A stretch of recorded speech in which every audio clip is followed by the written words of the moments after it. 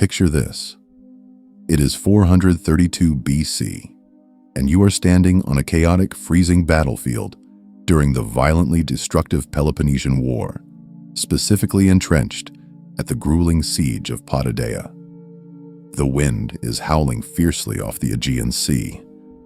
The temperature has plummeted well below freezing, and the ground beneath your feet is nothing but a solid, jagged sheet of ice. The Athenian soldiers surrounding you are huddled in absolute horror, shivering uncontrollably beneath the weight of their heavy bronze armor. Their teeth are violently chattering, and their morale has been completely shattered by the bitter cold and the grim prospect of the enduring siege. But then, through the freezing mist, you see him. One man is marching directly across the jagged ice, completely and utterly barefoot. He is wearing nothing but a light, ragged, everyday cloak that offers absolutely no protection from the biting wind. He is staring down the enemy lines with intense, bulging eyes and a prominent, flat, snub nose. He looks completely unfazed, possessing an aura that is almost terribly calm. This isn't just some battle-hardened mercenary summoned from the rugged mountains of Thrace. This is the founding father of Western philosophy. This is Socrates. It is a jarring, intensely cinematic image that completely shatters that tranquil, sanitized picture most of us have securely lodged in our heads. Welcome to this in-depth exploration by Legendary Lives Unveiled. If you are fascinated by the hidden, often dangerous truths of history's greatest figures, please take a moment to like, share, subscribe, and comment below to support our journey into the past. Our stated mission today is to systematically dismantle that high school textbook image of a frail, serene old man draped in a pristine white toga, standing safely on marble steps while politely asking slightly annoying questions to a group of adoring, wealthy students.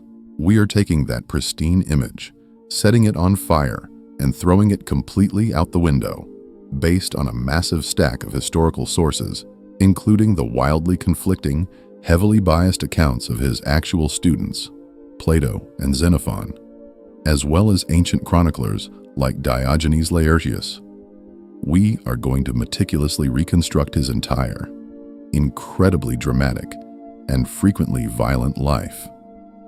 As we dig into these ancient texts, we are going to uncover truly surprising and highly controversial truths.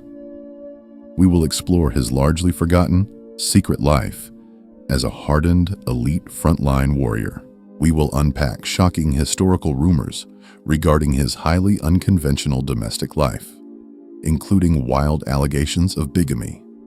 We will examine his deeply dangerous, incredibly toxic political associations with violent, bloodthirsty tyrants that brought his city to its knees. And finally, we will decode the true, complex, deeply psychological reasons he was ultimately forced to drink the poisonous hemlock. The reality of his life is a multi-dimensional puzzle, far more electric, far more mysterious, and significantly more dangerous than the enduring myths. To truly understand the philosopher, we must first deeply understand the physical reality of the man.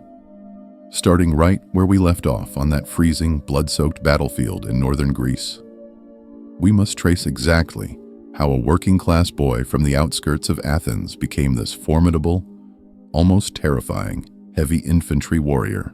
Because according to the sources, his legendary physical toughness wasn't just a byproduct of his life. It was the absolute foundation, the bedrock, of his mental resilience and his entire philosophical framework. His origins perfectly set the stage for this dual life of physical labor and intellectual dominance. Socrates was born around 470 or 469 BC in Alapes, which was not some grand estate, but essentially a working-class suburb located just a mile or two outside the ancient city walls of Athens. His father, Sophroniskis, was a stonemason, or perhaps a sculptor, working with his hands to shape the marble that built the city, while his mother, Phanerette, was a midwife. The common pervasive myth dictates that Socrates lived his entire life in abject, crushing poverty, wandering the streets like a beggar. However, examining historical and military records reveals that this narrative cannot be entirely true, at least not during his early and middle life. He served in the military as a hoplite. A hoplite was not a basic, expendable foot soldier or a peasant handed a wooden spear. This was the heavy infantry, the absolute core of the ancient Greek military machine. Furthermore, serving as a hoplite in the Athenian military was intrinsically tied to socioeconomic status. A citizen had to belong to a specific census class known as the zeugatai. Crucially, the Athenian state did not issue weapons. Soldiers had to buy them themselves. You had to possess significant personal wealth to afford to purchase and maintain the panoply, the full suite of bronze armor. This included a heavy breastplate, greaves to protect the shins, a massive bronze-faced shield called the aspis, an iron-tipped thrusting spear, and a short sword. We are talking about roughly 50 to 70 pounds of incredibly expensive, custom-fitted military gear. The mere fact that Socrates deployed as a hoplite proves conclusively that he was likely squarely in the middle to upper middle class and had real resources. The extreme poverty he is so famous for later in life was a highly conscious, voluntary choice. He actively gave up his wealth and abandoned his lucrative trade to live in destitution, choosing to pursue his philosophy unburdened by material concerns. This immense sacrifice makes his military record even more astonishing. He didn't just fight once to fulfill a civic requirement. He was effectively a career soldier during the most brutal phases of the Peloponnesian War, a massive, decades-long, civilization-defining conflict between the naval empire of Athens and the land-based military powerhouse of Sparta.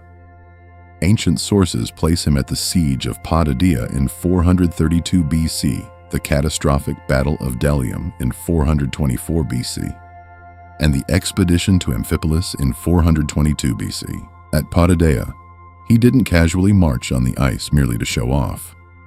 He actively saved the life of a young, incredibly famous pupil of his, the aristocratic golden boy, Alcibiades, who would later become a very controversial figure. We have more than second-hand rumors of this heroics. Alcibiades himself vividly recounts this exact event in Plato's dialogue, The Symposium. Greek hoplite warfare was based on the phalanx, a tight-pushing mass of men and bronze shields, resulting in terrifying, claustrophobic combat. During a particularly fierce engagement where the Athenian lines buckled and broke, Alcibiades was severely wounded and went down in the mud. In a phalanx collapse, a fallen soldier is usually trampled to death by his own men or instantly dispatched by the advancing enemy.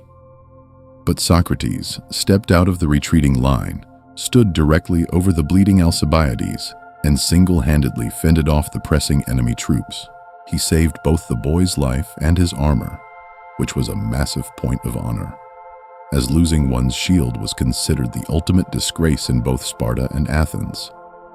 Afterward, when the commanding generals convened to award Socrates the absolute highest prize of valor, the Aristia, the ancient equivalent of the Medal of Honor, he flatly refused to accept it. He vehemently insisted that the generals give the medal to the young, wounded Alcibiades instead. The psychology of this act is profound. He performed the hardest part, risking his own life, yet entirely rejected the public glory, deliberately redirecting the political and social capital to his student. It speaks volumes about his priorities, demonstrating he viewed the physical act of duty as necessary, but the societal reward as utterly meaningless. It wasn't merely explosive bravery and sudden combat that defined him. It was a bizarre, almost superhuman, enduring physical control. A deeply strange story from that same campaign at Potidaea details what is often called the 24-hour trance. According to the accounts, one morning, Socrates stood in one single spot in the middle of the bustling military encampment, completely lost in thought, trying to unravel a complex philosophical problem. He stood there for an entire day and then an entire night. Consider the physiological reality. He wasn't sitting in a comfortable chair, but standing rigidly still in a military camp in the freezing cold. Was this some form of ancient petit mal seizure? An early extreme form of catatonia brought on by stress, or a profound, self-induced meditative state akin to what Eastern traditions call deep dhyana? His fellow soldiers were completely baffled. The sources say the Ionian soldiers actually brought their bedding out, slept on the ground around him to watch, mocked him, and took bets on whether he would ever move. He didn't budge a single inch until the sun came up the following day, at which point he simply offered a standard morning prayer to the sun, turned on his heel, and walked away as if nothing had happened.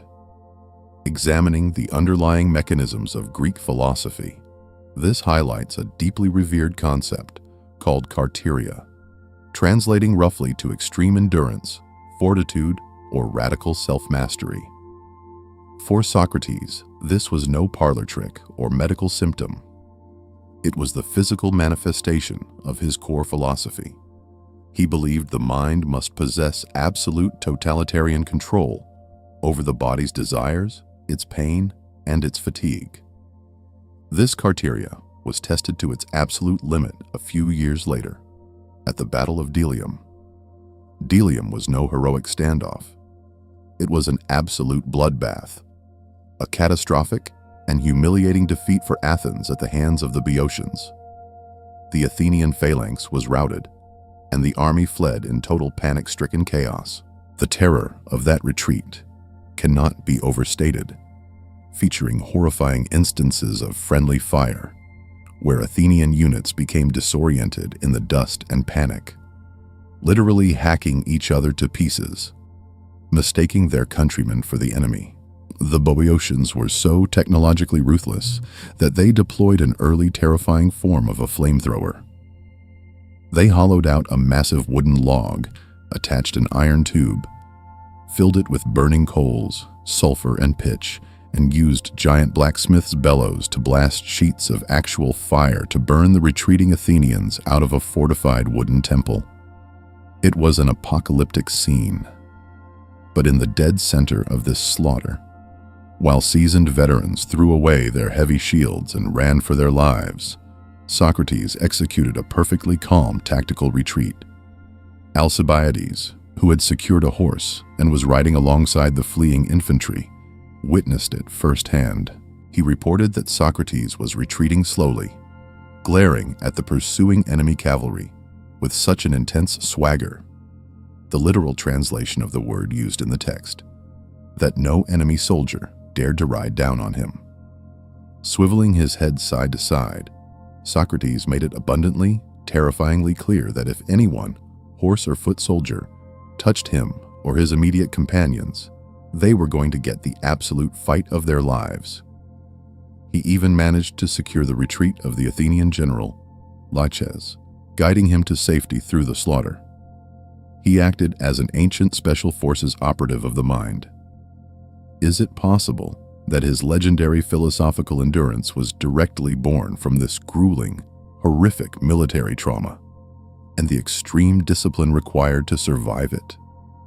This brilliant connection forces us to look at the differing agendas of our two primary sources who walked and talked with him, Plato and Xenophon. Xenophon was a seasoned, highly successful mercenary soldier and a pragmatic military commander. He focuses heavily on this practical toughness, portraying a Socrates of action, a rugged survivalist, and a master of physical deprivation who could endure hunger and freezing cold without complaint. Plato, an aristocrat and idealist, frames this exact same endurance as a testament to Socrates' mental and spiritual superiority. For Plato, ignoring the cold of Potidaea, or the terror of Delium, is ultimate proof that Socrates' soul is elevated entirely above the messy, degrading physical world. Both agree he possessed superhuman endurance, but manipulate that fact to paint slightly different portraits.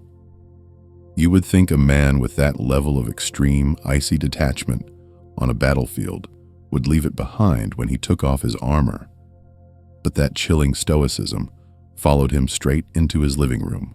How does a man with such intense, uncompromising public behavior actually function within his own family? When we open the heavy wooden door to his deeply private world, we are immediately confronted with his most famous and turbulent relationship, his marriage to Xanthippe. Throughout the centuries, Xanthippe has been relentlessly caricatured in literature and art as the ultimate nagging wife. She is repeatedly described in ancient anecdotes as sharp-tempered, entirely undesirable, and aggressively quarrelsome. The historian Xenophon writes that she complained bitterly and constantly that Socrates completely neglected his stonemasonry business. He chose instead to wander the streets talking to strangers, and as a direct result, he completely failed to financially support their family. If we look closely at the crushing mechanics of their daily life, Xanthippe's perspective seems entirely, heartbreakingly justified. This was a man who voluntarily surrendered his income, refusing to charge his students for his teachings, unlike the professional, wealthy sophists of his day. So here is Xanthippe, left entirely alone in a modest house to raise and feed their 3 growing sons, Lamprocles, Sophroniscus, and Menexenus. She had to do this with essentially zero income, while her husband proudly admitted in the historical sources that he cared far more about the intellectual and moral development of other people's aristocratic teenagers than he did about providing for his own children. If your husband claimed a lofty philosophical high ground while your children wore rags, you wouldn't just be nagging. You would be absolutely furious. It is a deeply valid, often overlooked perspective. Xanthippe was bearing the entire grueling economic burden of his philosophical martyrdom. But the domestic enigma deepens significantly beyond Xanthippe's perfectly understandable frustration. We must introduce a startling, highly controversial claim found in the writings of the ancient biographer Diogenes Laertius, who explicitly cites the great philosopher Aristotle as his primary source. According to this specific historical tradition, Socrates had a second wife, or at the very least, a highly recognized official mistress named Myrto. She wasn't just some random woman from the marketplace. She was the granddaughter of Aristides the Just, one of the most famous, respected, and noble statesmen in the entire history of Athens. Pause and consider the absolute paradox of this situation. The ultimate moral philosopher, the father of Western ethics, the very man who constantly preached the absolute necessity of extreme self-control and the suppression of bodily desires, might have been a bigamist. The ancient accounts are highly conflicting, creating a fascinating puzzle. Did he marry Myrto after Xanthippe passed away? Or did he marry her first as a younger man? Or, as writers like Satyrus and Hieronymus of Rhodes boldly claimed, was he legally married to both of them, actively maintaining relations with both at the exact same time? How could that even legally work? Under Athenian law, specifically Pericles' strict citizenship laws, citizenship and inheritance were tied directly to legitimate birth through one legally recognized Athenian wife. A man couldn't just have 2 legal wives without completely destroying their entire rigid class and inheritance system. To explain the why and how of that legal loophole, we must look at the brutal demographic reality of the Peloponnesian War. Athens had suffered devastating, unimaginable population losses. In 430 BC, A horrific plague swept through the overcrowded city, wiping out perhaps a full third of the population, including their great leader Pericles. Add to that the constant, grinding meat grinder of the decades-long war, and Athens was facing a severe existential shortage of citizen men. There is a historical rumor, cited by these ancient scholars to explain Socrates' arrangement, that the Athenian assembly temporarily passed an emergency population decree to literally save the city from demographic collapse. This decree supposedly allowed a man to remain legally married to his primary Athenian wife, but also granted him the legal right to have legitimate, state-recognized children with his second Athenian woman. The sole purpose was to rapidly rebuild the citizen rolls and generate future soldiers. According to this specific tradition, Socrates, ever the dutiful, law-abiding citizen, complied with the decree to help his city. Yet, how do we reconcile the image of a man strictly devoted to absolute, unchanging moral perfection with a messy, inherently scandalous double life? Having two wives living under one roof, or taking a mistress from a noble but impoverished family, while your primary wife is already struggling to feed your existing kids, doesn't exactly scream moral exemplar. It sounds like a chaotic soap opera. This brings us directly into the dark heart of what historians call the Socratic problem. The Socratic problem is the frustrating reality that we possess absolutely zero writings from Socrates himself. He never wrote down a single word of his philosophy. Everything we know is filtered through the heavily biased, agenda-driven accounts of others. Modern classical scholars still fiercely debate Myrto's very existence, with some arguing she was simply a common-law wife taken later in life. Others point to the historian Plutarch, who suggested Myrto was a totally destitute widow who lacked even the basic necessities of life. In Plutarch's view, Socrates simply took her into his household out of pure platonic charity to protect her from starvation, not as a romantic or sexual partner. And it is a glaring, deafening omission that neither Plato nor Xenophon mention Myrto at all in their extensive writings about him. Some historians hypothesize that Plato and Xenophon deliberately omitted Myrto from their dialogues to aggressively protect Socrates' reputation, knowing that later generations would view bigamy as immoral. Others firmly believe that later historians entirely invented Myrto out of thin air to either slander Socrates or to simply create a juicy, sensational story. This entire debate highlights just how profoundly little we actually know about his private reality. His domestic life is a multi-dimensional puzzle that stubbornly resists the clean, simple narrative we have been taught. From a home life that was either a resentful struggle with a single exhausted wife or a bizarre legally mandated love triangle, we must transition to his equally unconventional public career. As established, he wasn't making a living as a philosopher. He was acting as the city's self-appointed intellectual nuisance. And he claimed he was driven to do this by a very strange, mystical mechanism. To understand the origin of his bizarre public mission, we have to travel up the jagged mountains to the Oracle of Delphi. The Oracle was the absolute center of the ancient Greek religious world, featuring a priestess known as the Pythia, who would enter a trance state.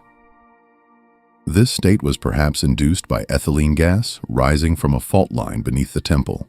She delivered cryptic prophecies, inspired directly by the god Apollo, and kings and empires based their foreign policy on her words. A very boisterous, impulsive, and loyal friend of Socrates, a man named Echerephon, made the grueling journey to Delphi and asked the Pythia a remarkably blunt, unprecedented question. Is there anyone wiser than Socrates? The oracle's answer was a simple, absolute no. No one is wiser than Socrates. If you understand how Socrates viewed himself, this was a massive existential problem. He didn't hear that divine proclamation and let it stroke his ego, nor did he start demanding people bow to him. He was genuinely horrified because he honestly, deeply believed that he possessed absolutely no wisdom, great or small. He viewed the oracle's statement as a divine riddle that needed to be tested and decoded.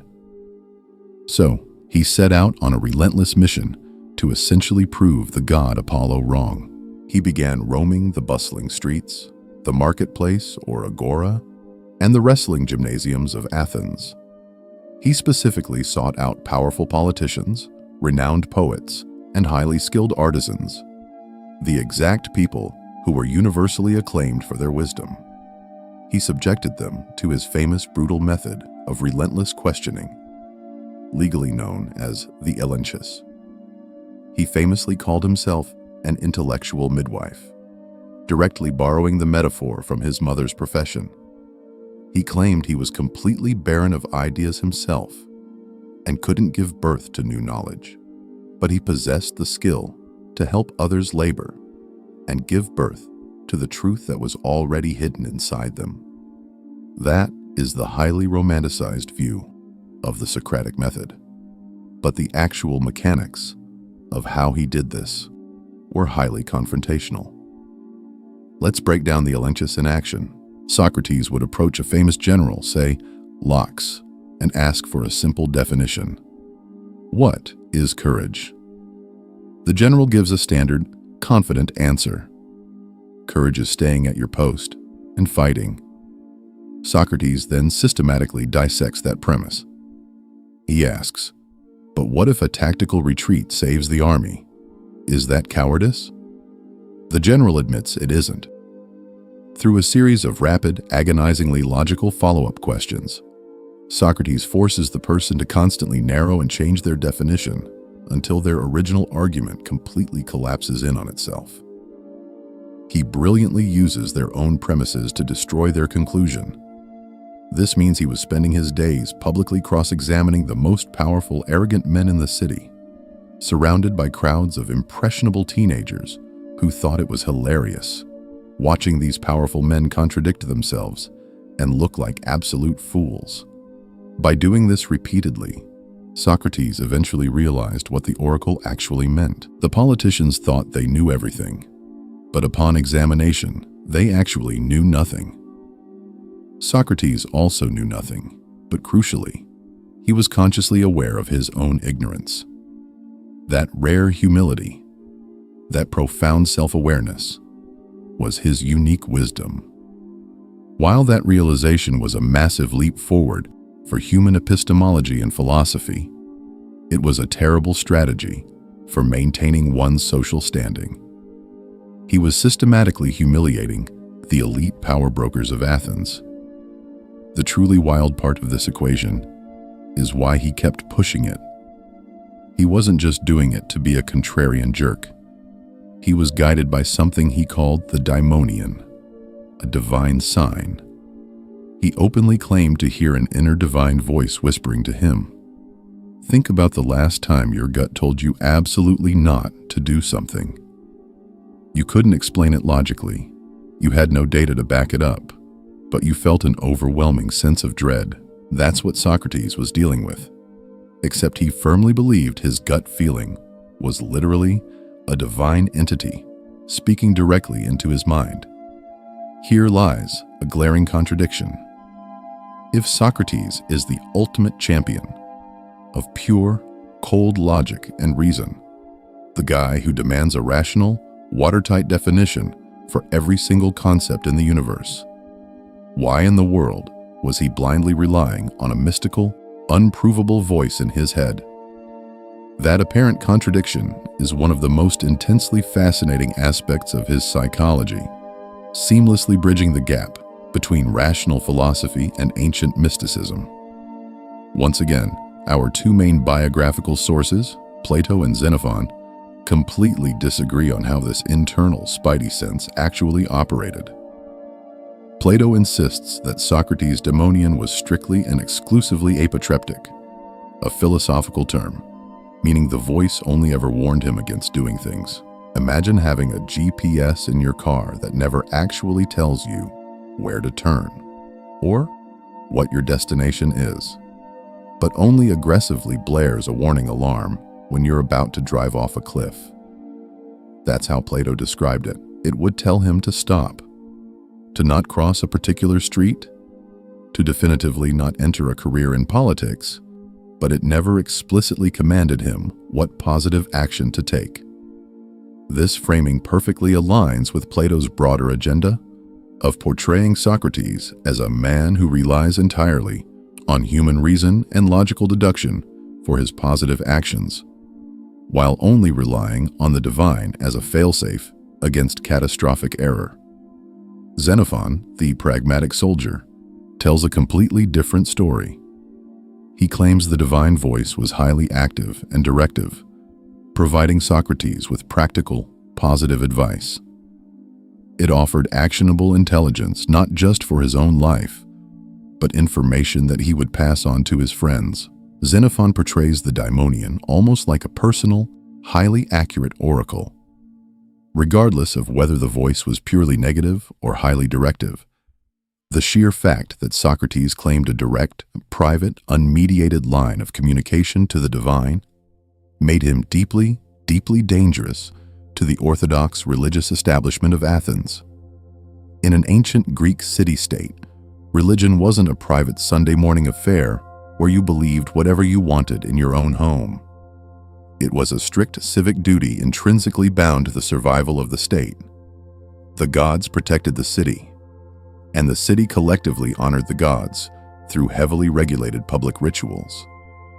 Claiming you had a private, unapproved divine voice whispering in your ear looked a lot like you were bypassing the state priests and introducing new, unauthorized rogue gods into the city. That level of religious subversion was a profound threat to the stability of the entire society. Bringing that unbreakable battlefield mentality home and acting as an annoying gadfly who claims to hear voices in the marketplace is one thing.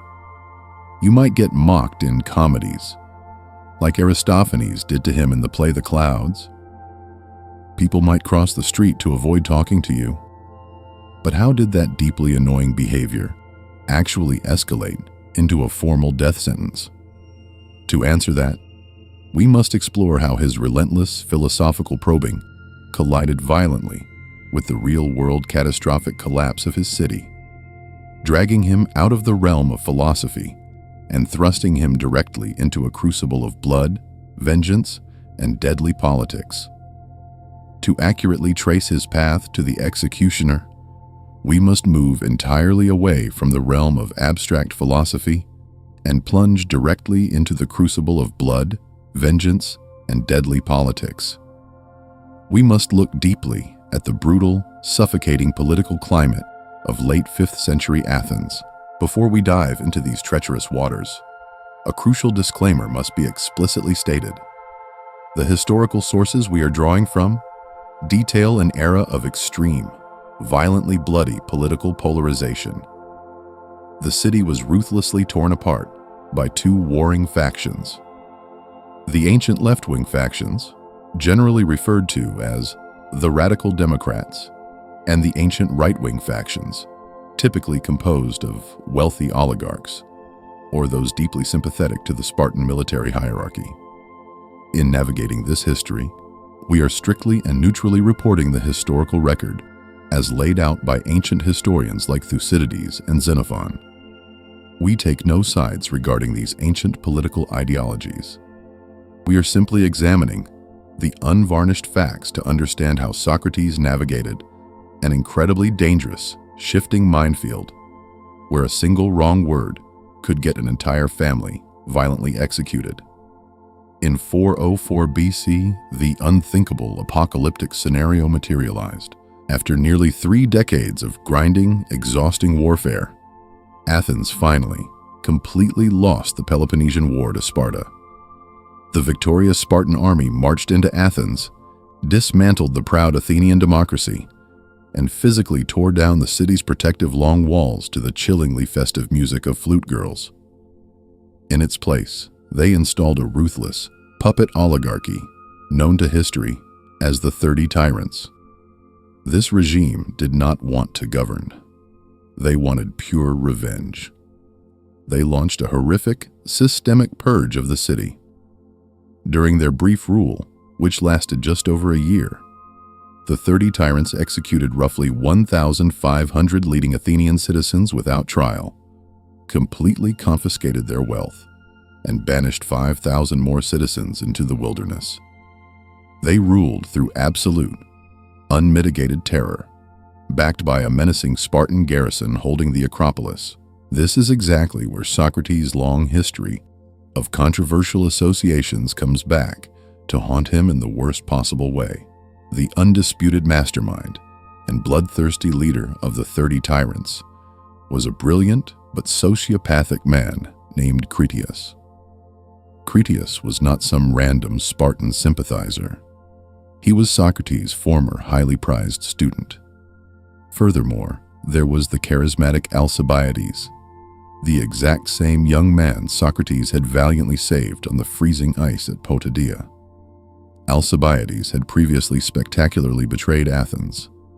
He defected to Sparta, giving them the tactical advice that completely destroyed the Athenian fleet in Sicily, and then defected to Persia, causing massive, unforgivable military disasters for his homeland. The traumatized people of Athens looked at the smoking, bloody ruins of their empire, looked at the tyrants actively executing their friends, and then looked directly at Socrates. Their collective thought was visceral. Look at the monsters your philosophy produces. You are the architect of our destruction. It was a massive, citywide case of guilt by association. But to be historically fair to Socrates, we must look at his actual documented actions during these turbulent times, not just the rogue actions of his students.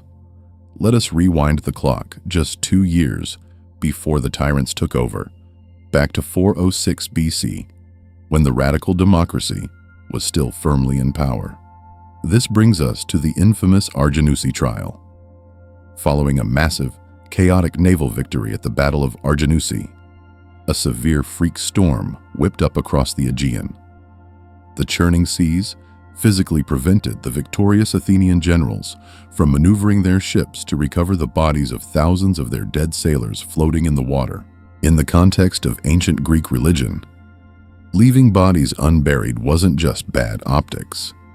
It was an absolute catastrophe and a massive sacrilege that condemned the souls of the dead to wander the shores of the river Styx forever.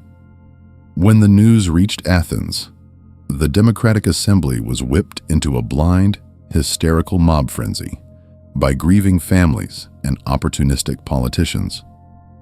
The Assembly illegally proposed entirely bypassing standard judicial procedure. They demanded a motion to try all 8 commanding generals together in a single mass execution vote, directly violating the individual fair trials guaranteed by Athenian law. By pure, terrifying coincidence, Socrates happened to be serving his mandatory, randomly selected civic duty that specific day on the Boule, the ruling council of 500 citizens. Furthermore, he was actually drawn by lot to be the epistates, the chief presiding official overseeing the legislative proceedings for that exact day.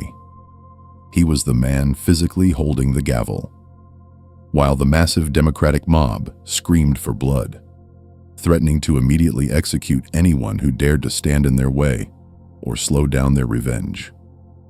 Socrates proved he wasn't just tough on a battlefield. He became the lone voice of defiance in the entire government.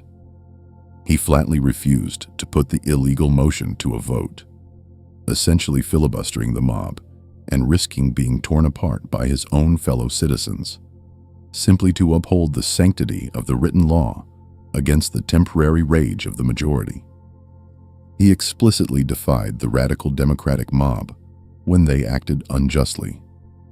Now, fast forward 2 years to 404 BC. The democracy is gone. The 30 tyrants are in power, and they are deeply paranoid. They want to implicate as many prominent citizens as possible in their crimes to ensure no one can claim innocence later. They summon Socrates and 4 other leading men to the tholos, the government headquarters, and give them a direct, lethal order. Go to the island of Salamis, arrest a wealthy, completely innocent man named Leon, and bring him back so the tyrants can execute him and steal his property. What does Socrates do? He listens to the order, flatly refuses, turns around, walks out of the building, and simply goes home. The other 4 terrified men go to Salamis and drag Leon to his death. But Socrates risks his own brutal, immediate execution by defying the most violent men in Greece. He defies the democratic mob, and he defies the bloodthirsty oligarchs. He seems to be perfectly consistent in his absolute refusal to do wrong. Yet, we must forcefully push back on this clean narrative of moral perfection. If we look closely at the Leon of Salamis incident, there is a glaring contradiction. He bravely refused to arrest Leon, an act requiring immense guts. But he just walked home. He didn't run ahead to warn Leon, nor did he try to physically stop the other 4 men from carrying out the arrest. Furthermore, while the 30 tyrants were actively slaughtering 1,500 people in the streets, a large portion of the good democratic citizens fled the city, gathered in the mountains under a general named Thrasybulus, and formed an armed resistance to fight back. Socrates did not join them. He stayed comfortably in Athens under the protection of his former student Critias. Was his silence in the face of mass murder actually complicity? By staying in the city and doing nothing to actively stop the regime, was he implicitly endorsing it? Or was this just the ultimate chilling expression of his stoic neutrality? That tension, that impossible tightrope he walked, is precisely why he was so universally hated by the end of his life. His vehement refusal to actively participate in injustice clearly demonstrates his unshakable inner moral core. But his stubborn refusal to flee the city and join the armed resistance made the restored democracy. The traumatized exiles who fought, bled, eventually overthrew the tyrants and returned to power, deeply, deeply suspicious of him.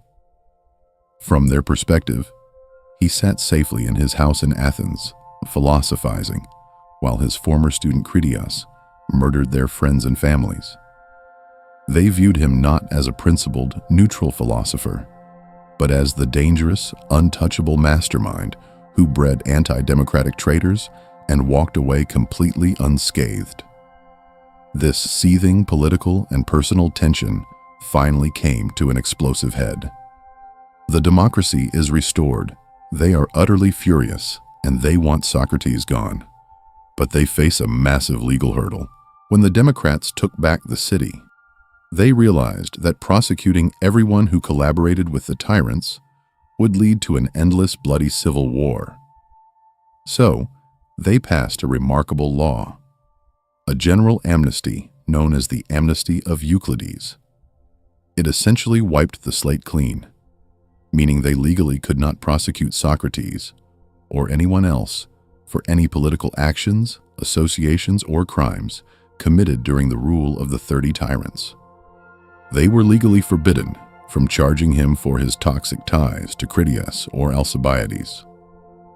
If they wanted to finally get rid of him, they had to meticulously invent a completely different way to legally execute him. This seamlessly sets the stage for the trial of the century in the spring of 399 BC. 3 men formally brought charges against the 70-year-old philosopher. Melodus, a relatively unknown young poet, likely served as the frontman. Lycon, a professional rhetorician, represented the public speakers Socrates had so frequently and publicly humiliated. But the true, powerful driving force behind the prosecution was Anytus. Anytus was a highly respected democratic politician and a general who had fought bravely to overthrow the tyrants. But he also harbored a very deep, bitter personal grudge against Socrates. Anytus came from a family of tanners, a highly lucrative but incredibly foul-smelling physically degrading, and unglamorous working-class trade. Socrates had actively and repeatedly encouraged Anytus's son to quit the family business to pursue philosophy, telling the boy that manual labor was a servile occupation entirely unworthy of a free mind. Anytus firmly blamed Socrates for completely ruining his son's life and corrupting his mind. The prosecution is a toxic cocktail of deeply personal vendettas mixed with lingering, unspoken political paranoia. How does a man fight for his life when the actual political crimes he is accused of cannot even be spoken aloud in the courtroom? Because of the amnesty, the prosecution cannot mention politics. So, the official written charges they land on are entirely religious and moral. They are twofold. First, impiety, specifically failing to recognize the official gods of the state, and worse, introducing new, unauthorized divinities, which refers directly to his daimonion. Second, corrupting the youth. This second charge was a thinly veiled way of saying, "You taught Critias and Alcibiades how to destroy our city." They are essentially putting a man on trial for the contents of his mind. The trial took place in the Agora, the bustling civic and commercial center of Athens, convened before a massive jury of exactly 501 male citizens chosen by lot. They used a clepsydra, a water clock consisting of 2 terracotta pots, where water dripped from one into the other, to strictly time the speeches of the prosecution and the defense. And Socrates' defense speech, later immortalized and perhaps heavily stylized by Plato in the text known as the Apology, is an absolute masterclass in psychological defiance and legal suicide. It is important to note that apologia in ancient Greek just means defense speech. It does not mean saying, "I'm sorry," because from every source we have, his defense was shockingly arrogant, relentlessly provocative, and totally unapologetic. He didn't just defend himself, he went on the attack. He utilized his legal right to actively cross-examine his accuser, Miletus, right there in front of the 501 jurors. He leads the young poet into a brilliant, agonizing semantic trap. He gets Miletus to angrily declare, on the record, that Socrates is a complete atheist who believes in absolutely no gods. Then, seconds later, he reminds the jury of the official charge written on the indictment, that Socrates introduces new gods, his divine voices. Socrates springs the trap, pointing out the catastrophic logical contradiction. You are accusing me of believing in absolutely no gods, while simultaneously accusing me of believing in new gods. Your entire case is a logical absurdity. It was a brilliant display of the elenchus in action, but while it destroyed Miletus's logic, it completely alienated the jury. Furthermore, Socrates absolutely refused to play the expected sociological game. In Athenian courts, the jury expected a performance. It was a standard, highly effective practice for the accused to break down in dramatic tears, beg for mercy, and parade their weeping wives and terrified children in front of the jury to garner emotional sympathy. Socrates had 3 young sons, yet he explicitly refused to bring them to the court. He stood tall and essentially lectured the jury, telling them that trying to emotionally manipulate them away from the cold, hard facts of justice would be a grave insult to the laws of Athens and an insult to his own dignity. He treated the jury of 501 proud Athenian citizens like they were ignorant children who needed a stern philosophical scolding. And this incredibly haughty approach deeply viscerally offended them. When the pebbles were counted and the verdict was cast, he was found guilty. But what is fascinating is the margin. He was found guilty by a vote of 280 to 221. It was a relatively slim margin. If just 30 men out of 501 had swung the other way, he would have been completely acquitted and walked free. Then we enter the critical penalty phase. Under the Athenian legal system, the judges didn't decide the punishment. The prosecution proposes a penalty, the defense proposes an alternative penalty, and the jury must then vote to choose one of those two options. They cannot invent a compromise. Meletus, predictably, asks for the penalty of death. So the ball is in Socrates' court.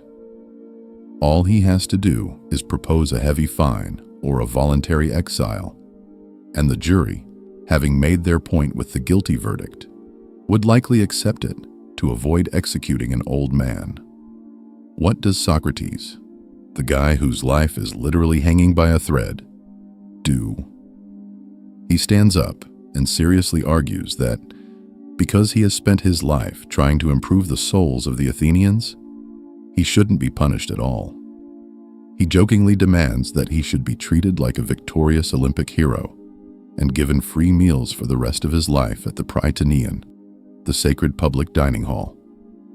It is the ultimate act of trolling. When the jury obviously erupts in anger and rejects that absurd proposal, he finally offers to pay a tiny, almost insultingly small fine of 1 mina of silver, casually stating that's all the money he has in the world. His wealthy friends in the audience, including Plato and Crito, absolutely panic, realize what he's doing, jump up, and publicly offer to guarantee a significantly larger, respectable fine of 30 mina. Socrates agrees to let them pay it, but the psychological damage to the jury is already done.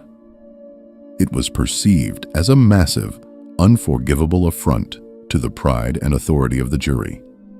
Socrates essentially forced their hand.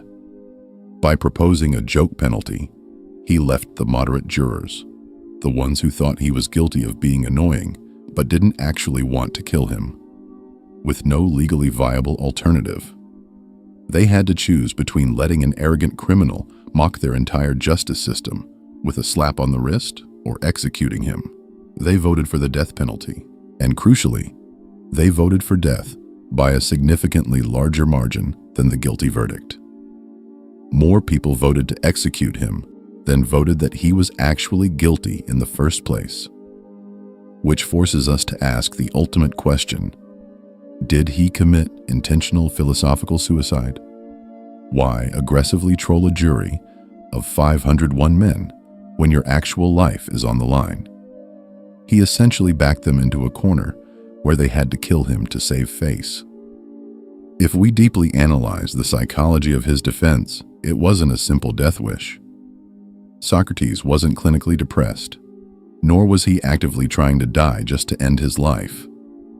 But he absolutely, fundamentally, refused to validate what he saw as a flawed, unjust system by begging for a life he believed was only valuable if lived with absolute integrity. To him, betraying his core principles, admitting guilt when he felt he was fulfilling a divine mission, and compromising his soul just to save his aging physical body would be the true permanent death. He famously believed that the unexamined life is not worth living. By extension, a life artificially prolonged through cowardice, political compromise, and emotional manipulation was equally worthless. So he gets the death penalty. The trial ends. But he doesn't die immediately. Through a twist of religious fate, the day before his trial, the Athenians had crowned the stern of the sacred ship that makes an annual religious pilgrimage to the island of Delos to honor Apollo. According to sacred law, no state executions can take place in Athens until that ship sails to Delos and safely returns, which, depending on the winds, could take weeks. So Socrates sits in a stone prison cell for about a month. During this time, his wealthy, desperate friends, led by Crito, come to him in the dead of night.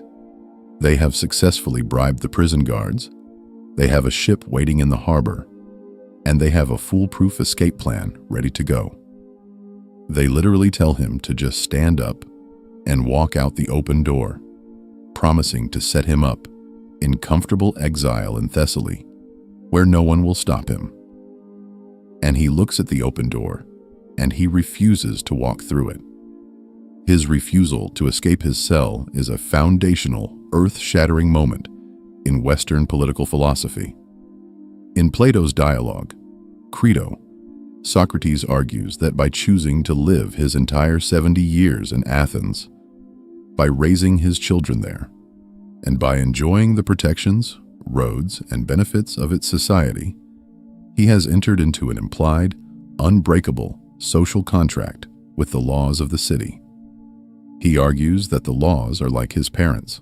To violently break the law and flee just when those laws finally turn against him, to disregard the verdict of a legally convened jury, would be to fundamentally attack and destroy the concept of the law itself.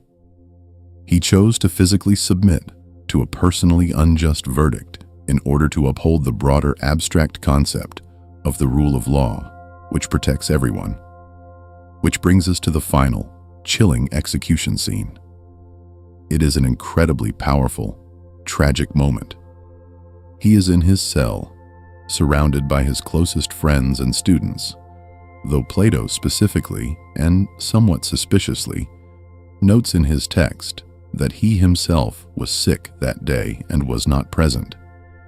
The friends are weeping uncontrollably, tearing their hair, but Socrates is perfectly, unnervingly calm.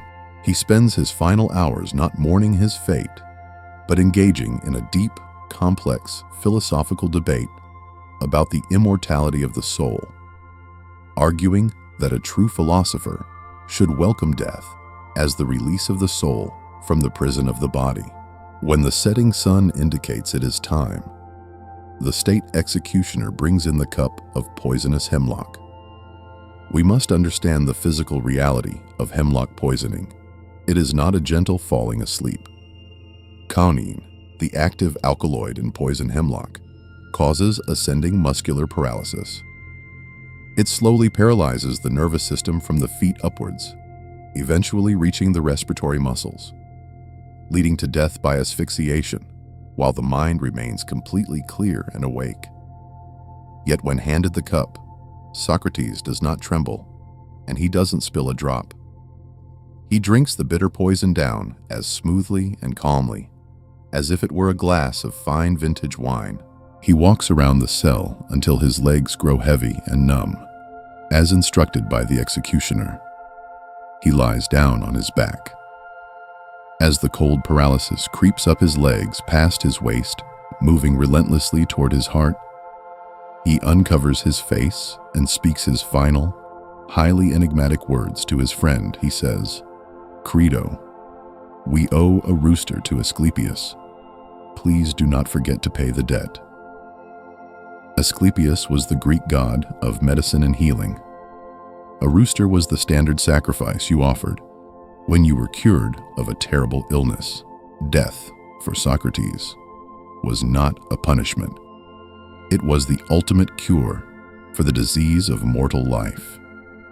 It is the absolute perfect philosophical death, a mic drop that has echoed for 2.5 millennia. But as we reflect on this entire sprawling, contradictory journey through his life, we must constantly remind ourselves of the Socratic problem. We only know this man through the filtered, highly biased and competing lenses of his devoted followers. Plato, the brilliant artist and aristocrat, molded Socrates into a profound tragic hero, an untouchable martyr who died for pure reason and justice. Xenophon, the hardened general, presented him as a practical Stoic soldier, a master of physical self-control who simply wanted to offer practical improvement to his friends. The actual truth of the historical Socrates, the breathing man who walked the ice, lies somewhere deeply hidden in the complex, messy intersection of the religious mystic, the brutal soldier, the intensely annoying public questioner, and the defiantly loyal citizen. As we close this exploration, I want to leave you, the listener, with a final, highly provocative thought to ponder, something that steps entirely outside the ancient texts and into our modern reality. We look back at the Athenian jury of 501 men who voted to execute him, and we naturally condemn them as a backwards, tyrannical mob silencing a genius. But think about the mechanics of our own modern, hyper-connected society. We live in an era defined by internet mobs, algorithmic outrage, and the immediate, ruthless canceling of anyone who questions deeply held societal dogmas. If a man walked into our modern, digital public squares today, aggressively dismantled our most cherished political and moral beliefs, publicly humiliated our most respected leaders, and claimed he was directed to do so by a private, unprovable inner voice, would we actually tolerate him? Or would the modern equivalent of the Athenian jury, the massive, anonymous crowds of social media, silence him, deplatform him, and digitally execute his reputation long before he ever had the chance to reach for the hemlock? Would an algorithmic society even allow a Socrates to exist? That is a deeply unsettling question without an easy answer. Are we truly more tolerant of the gadfly than the Athenians were? Or do we just have more efficient ways of getting rid of them? Think back to that man standing entirely barefoot on the jagged freezing ice of Potidaea, his ragged cloak whipping in the bitter wind, staring down eternity with absolute calm. He endured the freezing ice, he defied the bloodthirsty tyrants, and he willingly swallowed the hemlock. And because he did not break, because he refused to compromise a single inch of his mind, his relentless questions are still echoing, challenging, and dissecting our world today. If this journey through the shadowed, highly controversial life of history's greatest thinker has challenged your perspective and made you question what you thought you knew, make sure to like, share, and subscribe to Legendary Lives Unveiled. We are dedicated to bringing the hidden, multidimensional truths of history to light, and your continued support is exactly what helps us keep uncovering and decoding these incredible stories. Until next time, keep questioning everything